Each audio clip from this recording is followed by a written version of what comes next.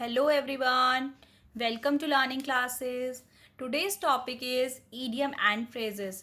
Actually friend, this is idiom and phrases part 4. Already इसके 3 parts की video channel पे है जिसकी लिंकिंग आपको डिस्क्रिप्शन बॉक्स में मिल जाएगी. अगर आपने चेक नहीं करी हो तो प्लीज़ जाके चेक करें. उसमें भी बहुत इंटरेस्टिंग idiom phrases मैं दे चुकी हूँ जो कि आप अपने यूज़फुल हैं आप लोगों के लिए. अगर आप किसी कॉम्पिटिटिव एग्ज़ाम की तैयारी कर रहे हैं तो बहुत ज़्यादा यूज़फुल हैं ये सब चीज़ें आपके लिए.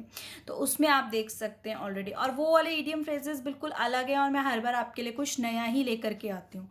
तो होपफुली इस बार वाली वीडियो भी आपको पसंद आएगी.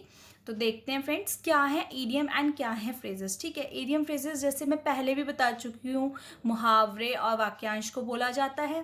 ठीक है, जैसे कि हम बोलते हैं कि मेरी आँखों का तारा, तो मेरी आँखों का तारा वो मेरी आँखों का तारा है या वो आँखों का तारा है, यानी कि कोई चीज़ जो आपको बहुत प्यारी है. ठीक है, अब इसी को आपको इंग्लिश में जब बोलना है तो आप इसको इंग्लिश वाले इडियम्स में बोलेंगे ना. इंग्लिश के मुहावरे जो होते हैं वो इडियम्स कहलाते हैं.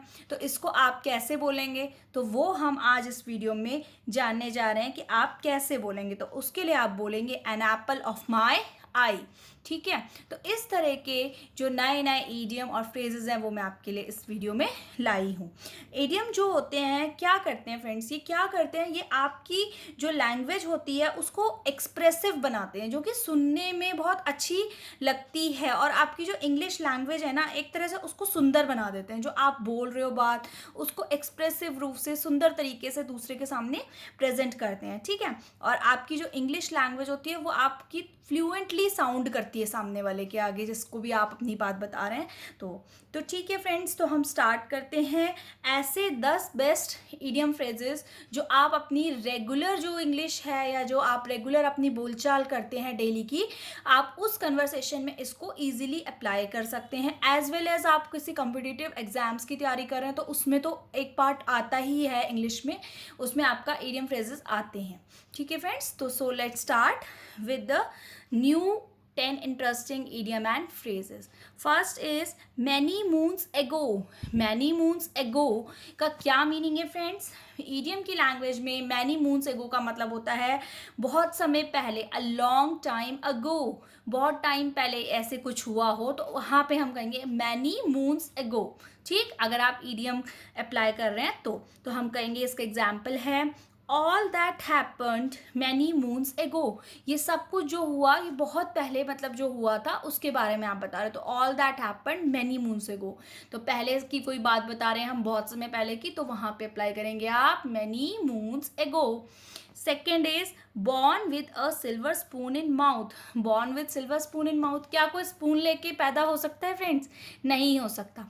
इसका exact word to word meaning तो ये जाता है लेकिन ऐसा नहीं है. इसका जो ईडियम मीनिंग है वो कहता है to be rich from birth. मतलब कई लोग ऐसे होते हैं जो ऑलरेडी ऐसे रिच फैमिली में, वेल्दी फैमिली में जो है जन्म जिनका होता है तो उनके लिए बोला जाता है कि born with the silver spoon in mouth, क्योंकि उन्हें ऑलरेडी मतलब कुछ ऐसा हार्डवर्क या वो नहीं करना पड़ता. ऑलरेडी सब कुछ सेटअप होता है ना लाइफ में, जॉब है, पैसा है, सब कुछ. तो उनके लिए बोला जाता है born with the silver spoon in mouth की मतलब ऑलरेडी उनको सब कुछ जमा जमाया लाइफ में मिल जाता है तब कहा जाता है. तो एग्जाम्पल देखिए, जैसे कि कोई कह रहा है किसी की से कि ही does not need this job as much as I do. उसे इस जॉब की इतनी आवश्यकता नहीं है जितनी कि मुझे है. He is born with a silver spoon in his mouth, क्योंकि वो जो है silver spoon in his mouth मतलब ऑलरेडी वो इतना रिच है कि अगर उसको जॉब मिलती है तो भी कोई ऐसा फ़र्क नहीं पड़ता है और नहीं मिलती है तो भी नहीं पड़ता है. ठीक है, तो born with a silver spoon in his mouth. ठीक, third is hot potato. Hot potato क्या होता है? आलू गर्म हो जाना? नहीं, आलू का गर्म होना नहीं. इसका मीनिंग होता है difficult situation that is risky to deal with. ऐसी सिचुएशन जिसको कि आप इग्नोर करना चाह रहे हो, मतलब उस सिचुएशन से आपको आप अवॉइड करना चाहते हैं. ठीक है फ्रेंड, उससे आपको डील करने में ना थोड़ा रिस्क है. ठीक है, जैसे कि आप देखते हैं कि रिलीजन वगैरह की बात होती है तो उस पर हम डील करना अवॉइड करते हैं कि नहीं भाई, क्योंकि वहाँ पे रिस्की हो जाता है टॉपिक। पॉलिटिक्स की बात होती है, पॉलिटिशियंस आपस में करते हैं, तो वहाँ पे भी थोड़ा सा बात बिगड़ सकती है, बहसबाजी हो सकती है। तो वो चीज़ें जो है हॉट पोटैटो की कैटेगरी में आती है, जिनमें कि आप डील करना, मतलब समझना वगैरह उस चीज़ को थोड़ा सा थोड़ा मुश्किल होता है ना, हम उस सिचुएशन को अवॉइड करते हैं, तो वो है hot potato. I don't want to deal with that hot potato. मैं ऐसे ही सिचुएशंस जो है हॉट पोटैटो मतलब कि वो डील करने इसको अवॉइड करना चाहते हैं, तो हम ये लिखेंगे I don't want to deal with that hot potato. Okay. Fourth is spice things up. Spice things up, मिर्च लगा देना, नहीं, स्पाइस अप नहीं करना है। इसका मतलब होता है टू मेक समथिंग इंटरेस्टिंग, किसी चीज़ को इंटरेस्टिंग बना देना। यानी कि जैसे कोई चीज़ एक नॉर्मल हमारा रूटीन चलता है, तो एक संडे आ जाता है बीच में। संडे क्यों आ जाता है कि आपका जो डेली का पूरा वीक, एक आप नॉर्मल लाइफ अपनी जैसे चल रहे होते हैं, सुबह के शाम जॉब जा रहे हैं, काम कर रहे हैं, वही बोर हो जाते हैं ना, तो संडे को क्या होता है कि थोड़ा अपने हिसाब से रिलैक्स करते हैं, तो इंटरेस्ट आ जाता है, मतलब लाइफ थोड़ी सी मतलब रोमांचक हो जाती है कि हाँ अब चलो कुछ नया आ गया लाइफ में। इस तरह से चीज़ को इंटरेस्टिंग बनाने के लिए आप स्पाइस थिंग्स आपका यूज़ करते हैं। जैसे कि to spice up my life, की लाइफ जो है बहुत बोरिंग हो गई थी, क्योंकि then I decided to learn yoga, तो मैंने डिसाइड करा कि चलो हम योगा सीख लेते हैं। तो उससे क्या हुआ कि लाइफ में थोड़ा कुछ एक नया क्रेज आ जाता है, ठीक है, और हम कुछ नया करते हैं, तो इसको हम कहेंगे to spice things up. Fifth is something is fishy. Something is fishy. Something is fishy means something is suspicious. यानी कि कुछ जो ऐसे लग रहा है, चीज़ हो रही है, वहाँ पे कुछ सस्पिशियस बात हो रही है, कोई ऐसा संदेह या शक वाली चीज़ हो रही है, तो वहाँ पे हम कहते हैं समथिंग इज फिशी, यानी कि समथिंग इज सस्पिशियस, कुछ ठीक नहीं है। There was definitely something fishy going on, यहाँ पे डेफिनेटली कुछ जो है सस्पिशियस चीज़ चल रही होती है, तो हम कहते हैं कि ऐसा कुछ जो है चल रहा है। Okay. Sixth is seat tight. Seat tight means क्या होता है फ्रेंड्स, अगर वर्ड टू वर्ड नहीं जाएंगे तो क्या होता है इडियम के रूप में इसका meaning to be patient about something, किसी चीज़ के बारे में पेशेंट होना, यानी कि पेशेंस रखना, अपने को काम रखना, धैर्य रखना, धीरज बनाए रखना। तो इसका एग्जाम्पल है sit tight and keep practising. आप शांति रखिए, पेशेंस रखिए और प्रैक्टिस करते जाइए। हो सकता है किसी एग्जाम के लिए किसी को ऐसी एडवाइस दी जा रही हो, या किसी और चीज़ के लिए उसको कोई स्पोर्ट्स के लिए दी जा रही हो कि सिट टाइट, पेशेंस रखो एंड कीप प्रैक्टिसिंग, और प्रैक्टिस करते रहो, आगे तुम्हें जो है जीतोगे। Next is seventh butter up. Butter up तो समझते हैं ना, मक्खन लगाना, वही है ये। टू प्लीज और फ्लैटर, यानी कि किसी को प्लीज करना या फ्लैटर करना, मतलब कि खुश करना, ठीक है, जैसे हम करते हैं कई बार stop buttering me up and tell me what you want. वो कह रहे हैं कि स्टॉप बटरिंग मी अप, मुझे बटरिंग मत करो, मक्खन मत लगाओ, और जो है बताओ कि तुम्हें क्या चाहिए, ठीक, ऐसे।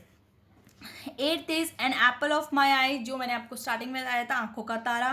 पर्सन और things that someone loves very much, कई बार कुछ ऐसी चीज़ें होती हैं जो हमें बहुत प्यारी होती है, जिनसे हमारा बहुत अटैचमेंट होता है, या कोई ऐसा पर्सन होता है जिससे कि हमारा बहुत अटैचमेंट होता है, बहुत प्यार, एक बॉन्ड होता है, तो उसके लिए हम कहते हैं एन एप्पल ऑफ माई आई, ठीक है, जिससे कि आप बहुत ज़्यादा अटैच्ड हो, बहुत ही ज़्यादा लगाव आपका जिससे है वो।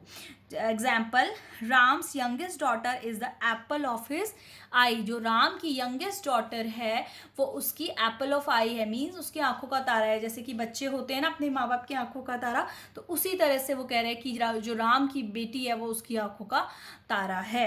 Next is ninth, spin a yarn. Yarn की स्पिनिंग नहीं करनी है हमें, इसमें हमें क्या करना है, tell a long story which is often not true, एक ऐसी स्टोरी सुनाना जो सामने वाले को पता है कि सच नहीं है, यानी कि ये बैठ करके कहानियाँ बुनेगा अभी, तो वो मतलब हमें पता है कि ये जो अभी बताने वाला है वो झूठी है। तो एग्जाम्पल देखिए, when he comes late he start spinning yarn, जब भी वो लेट आता है तो वो यार्न स्पिन करने लगता है, यानी कि कहानियाँ बुनना शुरू कर देता है कि ऐसा हो गया था, वैसा हो गया था, वैसा हो गया, तो हमें पता होता है कि उसने जो भी बताया है वो सब कुछ झूठ है।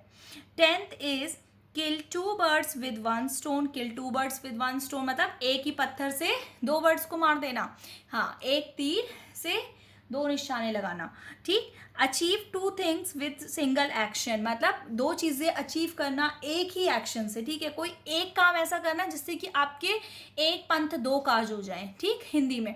तो आप एक ऐसा काम करोगे जहाँ पे आपकी दो चीज़ें फुलफिलमेंट हो जाएंगी। जैसे if you watch movies in English, अगर आप इंग्लिश में मूवी देखते हो, you will kill two birds with one stone, आप दो बर्ड्स एक ही स्टोन से मार रहे हो। कैसे, देखें, you are entertain and you improve your English. एक तो आप एंटरटेन हो रहे हो, मूवी देखते हो तो एंटरटेन तो हम होते ही हैं, ठीक है। और दूसरा, आपकी जो इंग्लिश है, क्योंकि उसमें सब कुछ इंग्लिश में चल रहा होता है, तो हमारा ऑब्वियस है कि उस पर पूरी तरह से ध्यान जाता ही है। अगर हम देख रहे हैं तो आपकी जो इंग्लिश स्पोकन है वो भी आपकी वहाँ पे इम्प्रूव हो जाती है। ओके फ्रेंड्स, तो ईडियम फ्रेजेस से रिलेटेड ये वीडियो होपफुली आपको पसंद आई होगी। पसंद आए तो चैनल को लाइक करें, शेयर करें, सब्सक्राइब करें। Thank you friends.